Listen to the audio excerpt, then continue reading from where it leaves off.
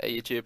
So we've seen many tutorials on YouTube recently about basically all sorts of stuff, and we decided to make a tutorial on our own. We didn't really know how to start the whole thing, so we ended up making a tutorial. It's going to be a YouTube tutorial. We hope that we can help you a bit making your own tutorial and that you take something out of it. For a tutorial, you need an idea at first. So, choose something that breaks in your mind and write it down. After that, make a concept and then make a video. Next, you should probably give us some information about your topic. As you can see, I already did so. You should use multiple sources to get your facts straight and to see that not just some troll wrote whatever you're telling now. Also, you should use trustworthy site, especially for downloading things. A help file or user manual can also help you. So now I will show you how to use SVID.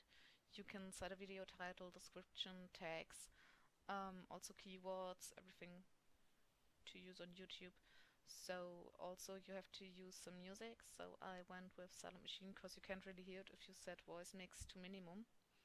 Above the timeline you have some symbols you can use, synthesized speech, screening, recording.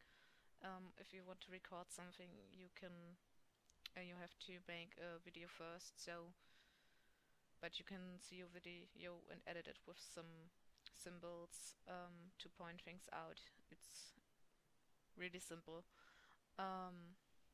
Yeah, if you're then happy with whatever you made, you just can upload it to YouTube or go into your directory under documents, SVID projects, and there you have your WAV file and your video. So really simple.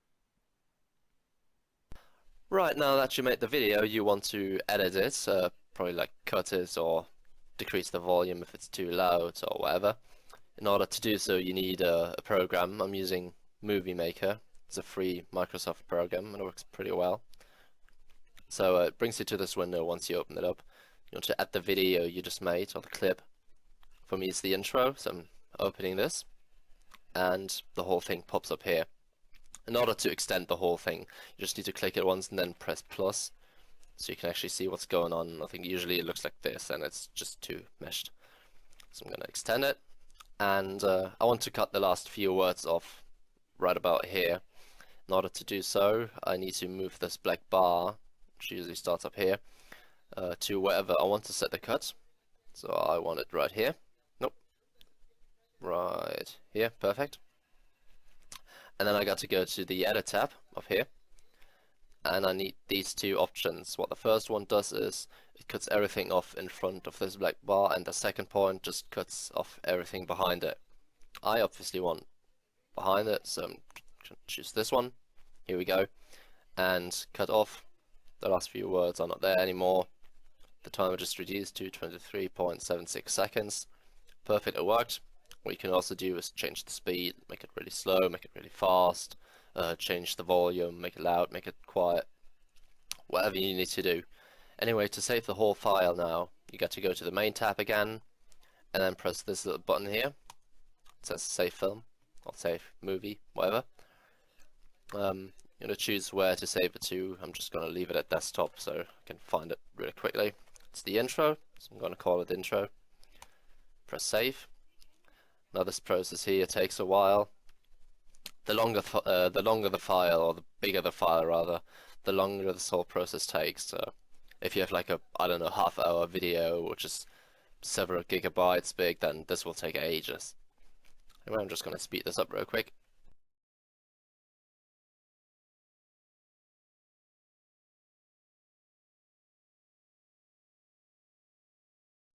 Okay, so it's almost done. I actually used the speed up option in this video now, as you probably noticed. So once it's done, there we go. It's going to make a pling sound, the typical Windows pling sound, and this window pops up. You can just directly play this video, open the containing folder, for me, the desktop, and I'm just going to close it for now. Excuse me. And you can close the Movie Maker. It prompts you to save the whole thing again. what it does is if you press yes, it's going to save it as the whole project. You can't use this to actually play the video, you can just use this to open the whole thing again, so I don't need that now. So I'm just going to close it, don't need to save it as a project, and here we go, here's the video. If your video is ready to share, we can go on YouTube. After this we click on upload. Then we can choose between public, unlisted or private. We choose public, then we can select a file. After this we can give the video a title, for example, example title. Then we can give a description.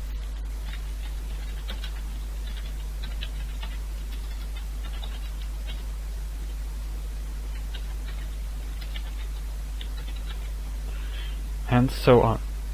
After this you go on publish and your video will upload.